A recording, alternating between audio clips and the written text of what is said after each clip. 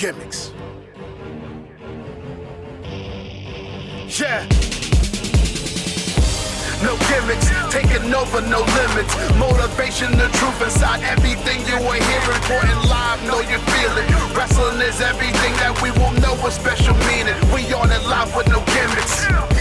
No gimmicks. What's good, everybody? It's your boy Todd Smith here once again, alongside my tag team partner Dale Clifford out there in Fernley, Nevada. Welcome to yet another episode of the No Gimmicks Podcast, broadcasting on the 3 and Out Radio Network. Dale, what is good, my man? What is up, Todd? Nice seeing you again. It's been a little bit since we got together to do a show. Looking forward to this one. It'll be our first couple that is joining the show. So excited about that one. Yeah, couple seems to be the theme for this show here. So, yeah, we're reunited, and oh, it feels so good. So joining us this week on the No Gimmicks Podcast, we have Sean Cruz and his wife, Bridget Leigh, collectively known as Him and I. How y'all doing out there in North Carolina? Guys, doing great. Hope you guys are. Yeah, man. Good to have you guys on here. So first question I have for you two is, you had said, Sean, that you guys have been married for 8 years. So tell us, how did you two meet? Did it happen prior to joining the wrestling business or once you guys were out there on the indie scene? You want to take this one? No, that's all you. You sure? Okay. Not just wrestling together, but we also really like to sing. Like, I grew up singing from when I was little, and she did too. And she's also a karaoke DJ. So, she had really nothing to do with wrestling at all. I mean, I was already in the business for a few years. I actually stopped by a bar one night where she was working at, had a couple drinks, sang some songs, and then, kind of went from there. Okay. Yeah. We know how that goes, man. So, I mean, you guys just kind of happened to just kind of casually like run into one another. Huh? It's just one of those things that just kind of happened that way. Okay. It's kind of funny actually, because the bar that we actually ran into each other at years later, we ended up co-owning with a friend. Oh, so isn't that something? Okay. Yeah, that's quite interesting how that all works out. Dale, what you got for Sean and Bridget? So, where did both of you get your training from? Well, I got my training back in 2001 in Roseboro, North Carolina. A gentleman by the name of Tracy Gilbert, who's one of my absolute best friends. He had a training school and a company called APCW, right? Mm-hmm. Yeah, it's been a while. But yeah, it was APCW and ACPW. Yeah, I worked two. You get them mixed up. ACPW. And they actually shows for a long time. They were one of the top companies in North Carolina next to CWF out of Burlington. I trained back in 2001, and I've been in the business ever since then. I took like a 3-year hiatus due to the birth of our daughter, and I had an injury, so I had a little recovery time on that. And Bridget has only had a few matches on her belt. She's still in her first year, and she started training early last year with us at the Shine Squad in Shine, North Carolina. Got you. Hey, so you know what, real quick, just to kind of follow up on that, because you and I have talked about this a little bit, Sean, kind of tell our viewers who the Shine Squad, really consists of. Okay. Well, of course, it's me, Bridget, female talent, Jesse Jordan. It's Austin Shadows and his partner, Jackson Shadows. Stephanie Diamond. Dwayne Allen, the DA assassin. And of course, Cole Cash D is the guy who pretty much owns the building, runs the place. He also runs his own shows in Kinston, North Carolina, High Volume Pro Wrestling. They do some really good events, bring some cool names in there. So it's a lot of fun working for him too. Good stuff. Yeah, because I have reached out to every single member of the Shine Squad. So be on the lookout, because there's going to be some more folks from that group that are going to be coming up here on the No Gimmicks Podcast in the near future. So look out for those interviews. So this question is for the two of you guys. So explain the origin of your nickname. So Sean, it's for you. It's American tradition. And then I did the hell out of this one here. The MILF. Now let's get this correct here. All right. This is a family show. All right. So it's MILF with a T at the end. So I want you to go first, Bridget, and explain what that acronym stands for, because I love the hell out of this. Go right ahead, man. It stands for Mom You Lose Fights To. Love it. That's awesome because we all know we're all adults here with the MILF without the T stands for. We all know what that is. Yes, that's we got a funny story. The last show we did where she wrestled Jessie Jordan, actually, the announcer announced her as MILF. Oh. And you heard a lady in the crowd praying, and she was like, MILF. So, you know, we're trying to make sure the announcers know exactly what it is so we don't portray the wrong image. You know what I mean? Right. And now for you, Sean, as far as mine, I'm sorry, go ahead. It's American tradition. You and I have kind of talked about this at some length. I mean, I kind of have a basis as to what it stands for and whatnot, like what you're going for, but explain it to our viewers what you're going for. I mean, basically, to be honest with you, like I've had a lot of different monikers, nicknames across the years, and nothing's ever really felt like me, if you know what I mean. And you know, I grew up. I was born in '81. So the America I grew up in, you know, we drank out of water hoses. There was things that we didn't worry about that we have to worry about now. Everybody wasn't sensitive like they are now. And I just feel like we should get back to those American traditional values, regardless of who the president is. I'm not getting political on this. I mean, whoever, whatever, that doesn't matter. This is still the greatest country in the world. This is still the most freedom you're going to get anywhere else you live in the world, in my opinion. So I'm very proud to be an American. And as far as the tradition part goes, I grew up watching guys like, I mean, Shawn Michaels, don't get me wrong, huge influence. He was the innovator. He did a lot of cool things. But I always gravitated to guys like Benoit, especially Dean Malenko. Dean Malenko is a huge hero of mine. Hell yeah. I want my style to kind of reflect the traditional stuff. And to be quite honest with you, you know, we're in this era now where it's the Ring of Honor style. It's a lot of the, you know, bing, bang, boom, and I do this move and you do this move and that almost to stand out and be different, you kind of have to do something that everybody else isn't doing. And I really feel like the traditional style of wrestling is where I feel most comfortable at, and it's where I need to be at. So that's kind of where the gimmick comes from. Got you. Because I noticed on your picture, man, you got the wrist check going on just like Dean Malenko. Because I know that's where that came from, right? Exactly. Okay. Yeah, man. Exactly. You know. That dude is the most underrated technical wrestler to ever step foot in the squared circle, man. Thank you. Yeah, just couldn't. Funny from all accounts, people that just had the guy, no personality. Work with him like a play. Nothing. The curtain. They say he's like the funniest guy ever. He's all personality. Once he hits that curtain, he's the Iceman. Always heard from guys that have been. Yeah. So it just, I guess he just wanted to portray that particular persona when he went out there. And I'm telling you, it doesn't get better. You know, you got guys watching, you know, Kenny Omega and all these guys doing this stuff now, which is great. But I'm telling you, let me get on the treadmill and run or walk, and let me watch Dean Malenko, Eddie Guerrero, Chris Benoit, those guys, man. Jericho, even he wasn't mine. The stuff he did in WCW was amazing. Mm-hmm. So yeah, that's just where I'm at. You know what I mean? Yeah, and when they took Dean Malenko to WCW, started calling him the Iceman or whatever it was, man. That dude was the shooter. That nickname he had when he was in ECW, that name fit him from A to Z. You know what I'm talking about? Absolutely. Yes. Absolutely. Dale, what you got next for Sean and Bridget?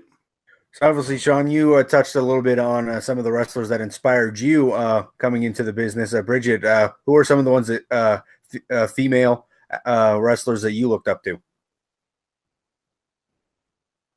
To be honest with you, to the male fighters, wrestlers like Hogan, I was a big Hogan fan.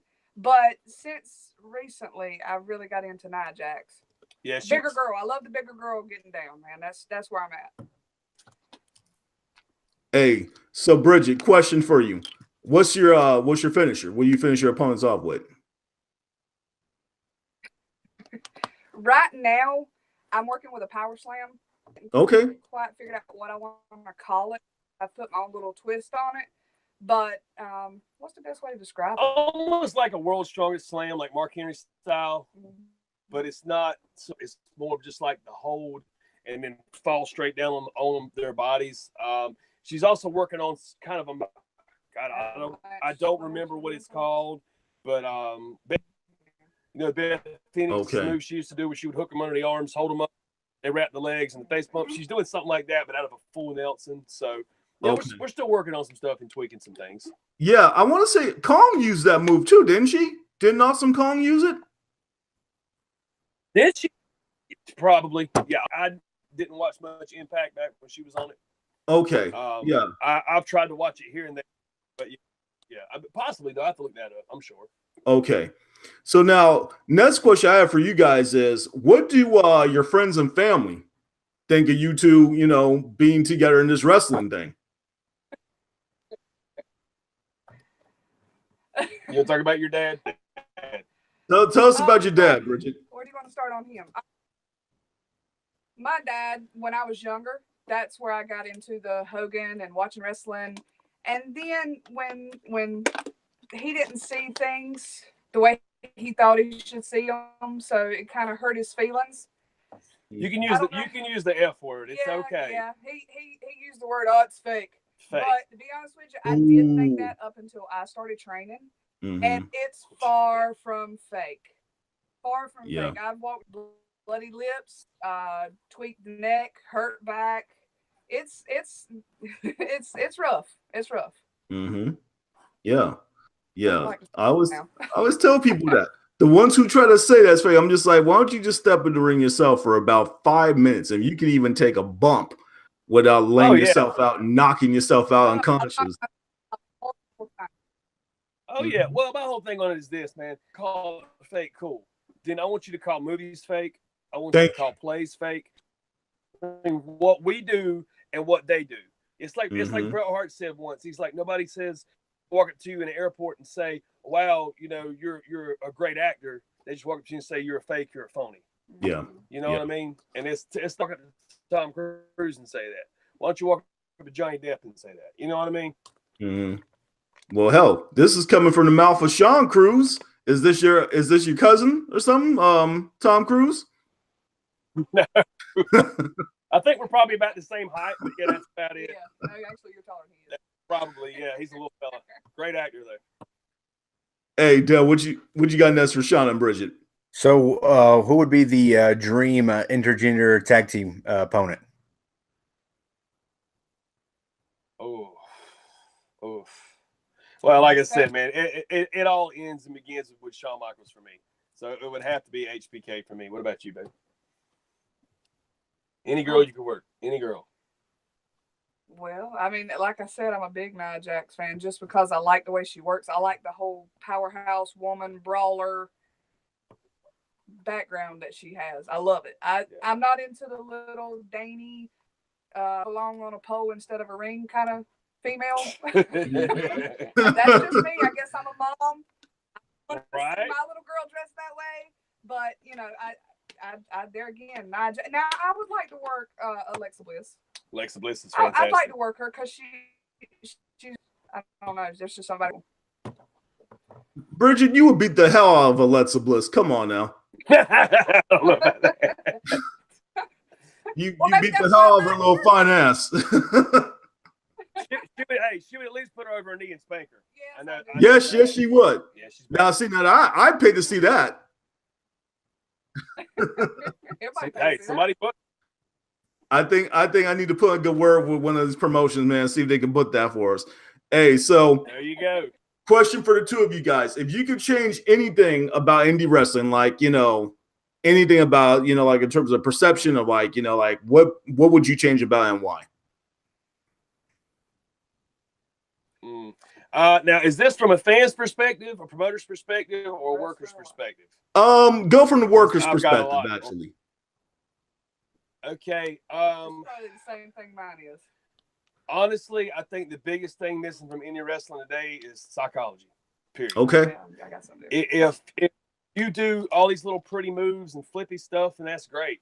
But if you can't put it in the right spot and you can't convince that crowd to understand why you're doing it, where you're doing it, to me, it just doesn't mean anything. But the sad part of that is, as true as that is, it's also doesn't matter anymore. It's like it's all out the window. All these people want to see. They've been trained because of the Ring of Honor style and all that. They've been trained just to see these little spot matches, and it's like who can hit the biggest move last to win. You know what I mean? And you got 10,000 false finishes on a show. They don't. things don't mean what they used to anymore. You know what I mean? You got two guys that go out that don't know their place. They're green or whatever, but because they're athletic, the promoter tells them, go out and do this, steal the show. And I'll be the first one to tell you, me and the rest of the Shine Squad, we're not interested in stealing any show. We want to go out and we want to put on the best show possible in the spot that we're in, give the promoter what he asked us for, give the fans what, that's it. We're not trying to, I'm not personally, I know the rest of my guys, we're not really trying to outshine anybody. You know, if what we do in the ring gets over more than what the main event does, okay, that's fine, as long as we're in the context of what we're supposed to be doing. But I'm not going to go out just like, I think it's disrespectful when a guy's on a show and let's say he uses a super kick for a finish. I'm not going to go out and use a super kick, even though I do use one. Because that guy in the main event uses it for his, guess what? I'm giving him that respect. Right. I really, that's another word too, respect. Respect, there's not as much in the business as there once was. And that's why that's my gimmick. Yeah, and that's where her gimmick comes from. Okay. Is the whole, you know, she's a mom, a little bit older, so these young kids, they don't have respect, so she's going to teach them respect. Right. I think I even heard you say something about shoot first and ask questions later when you referred to Bridget, right? Exactly. Yes. That's her. You know, that's as rough and tough as it gets right there. All right. Y'all being from North Carolina and all, you guys seem to have a similar philosophy as a tag team on the main roster for WWE known as the Revival. You guys have that whole no flips, just fists mentality. That's just something typical of North Carolina. Yeah. Well, it's kind of funny you mentioned that because like Scott Dawson actually came from our area on the Indies, so you know we have a personal relationship. We know him. You know what I mean? Yeah, we're friendly with him. Gotcha. Yeah. We actually ran a couple shows a few years back here in Lumberton, and he actually worked a few of our shows. So yeah, those guys are amazing, man. I love everything they do. What they do makes wrestling look real and relevant again. You know what I mean? It's not pretty moves, dash. It's not any of that. It's literally everything they do in a ring looks like it hurts because it does. You know what I mean? Yeah. So I mean, in a way, I guess, it's not really trying to bite on their style or steal from it, but that. And I'm a small. I mean, I'm only 190 pounds, but I'm not a flippy guy. I'm not a moonsault guy. I'm not a. I mean, I'll suicide dive once in a while, but that's about it. And another thing too, with everybody doing that these days, when you is when you get noticed. You know what I mean? Yeah. I know exactly what you mean, man. Because it's not as special when everybody's pulling off the big spots and whatnot. I feel you on that. Dale, what you got next for Sean and Bridget? So any hobbies or interests outside of professional wrestling? Hobbies or interests? Well, I mean, obviously, for me, it's the weight room. It's like my second home. That ties into wrestling a little bit, but I was into weights before I got into wrestling. What about for you, babe? Singing. You know that. Singing is definitely a hobby. And, since we've had a kid, we don't get out to do the karaoke stuff like we used to anymore, but we'll sing and things like that, or go out after a show maybe with some of the guys and girls and do some karaoke. But yeah, and of course we like to sit down and watch some good movies together, watch some good TV together. Well, you're in your collector of DCs. Yeah, and I'm a big DC guy, big Batman guy, so I collect all the little figurines and comic books and that kind of thing. So. Yeah, okay. We have a few interests out so with that being said, what's your take on the recent Justice League movie? Just kind of give us a short take on that. Did you enjoy it? Do you think it was well done? We both liked it. I think with the situation with Zack Snyder, if he would have been allowed to stay and finish it, it would have ended up what everybody else thought it should have been. Me personally, I don't like Superman. Henry Cavill playing Superman. I mean, he looks like him, but I don't like the way he acts. He's like a big bully, or he was in Batman, Superman. But the way they had him in Justice League, I thought was a lot better. There was a lot of humor in it. I do feel like they kind of tried to force some of that because of the success of the Avengers and Marvel movies. I mean, it is what it is, man. It's like wrestling. It's like anything you do. No matter what you do, somebody's going to complain. Somebody's going to be like, oh, it's not good enough. Well, it's just like watching a movie and Fried Green Tomatoes. Is it a 2 and you think it you mean Rotten Tomatoes? I meant Rotten Tomatoes. Fried Green Tomatoes.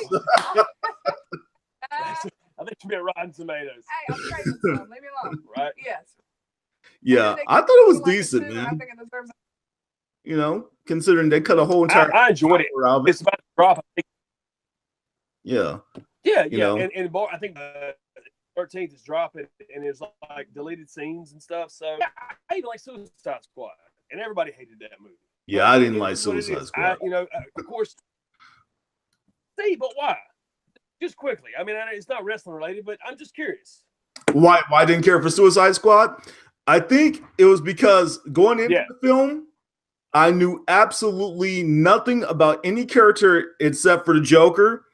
And when I came out of that film, I still felt like I did not know anything about any of those characters. You know what I mean? I felt the same way walking into Guardians of the Galaxy, but I thought that was absolutely wonderful the way they did that. They made you. I agree with you know on what that. all the characters were about by the time of the movie. Yeah, I do agree with you on that. So maybe they're doing Suicide Squad 2. Maybe they'll get it right. Yeah. Hopefully they will get it right the next time around. Hey, so next question for you guys is, what advice would you give to other couples who are planning on entering the professional wrestling business?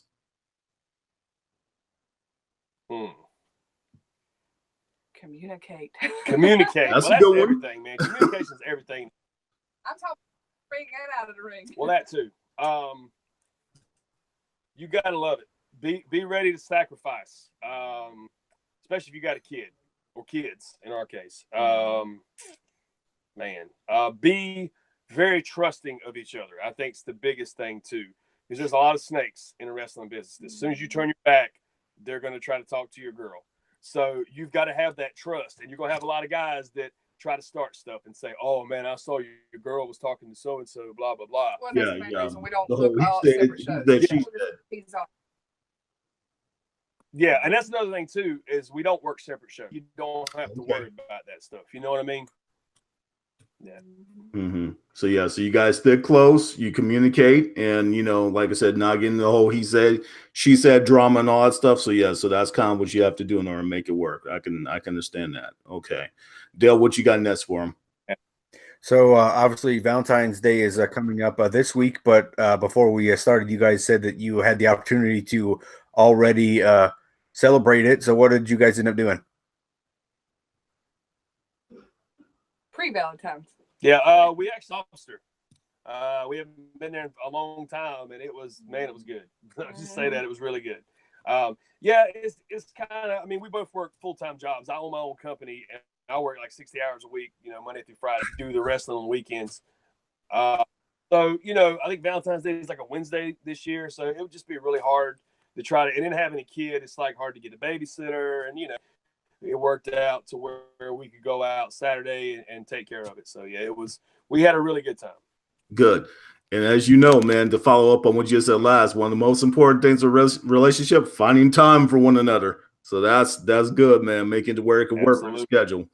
Hey, so we've got to this time in the show where we're going to hit you guys up with a series of questions regarding relationships called His or Hers. All right. So all right, I'm going to go ahead and hit you guys with the first one here. So, Bridget, where did Sean take you on your first date? First date to the movies. What movie? What movie was it? Because we went back and didn't pay any attention. No, it was The Hangover, actually. The Yeah, first Hangover movie. Y'all were making out, weren't you? We were making out sitting on a bench in the lobby waiting to get in the movie. You said you didn't pay no attention to the movie.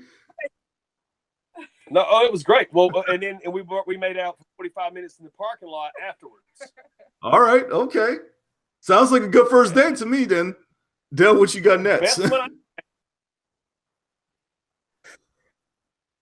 So, so what was the first thing that you noticed about Bridget that you became attracted to?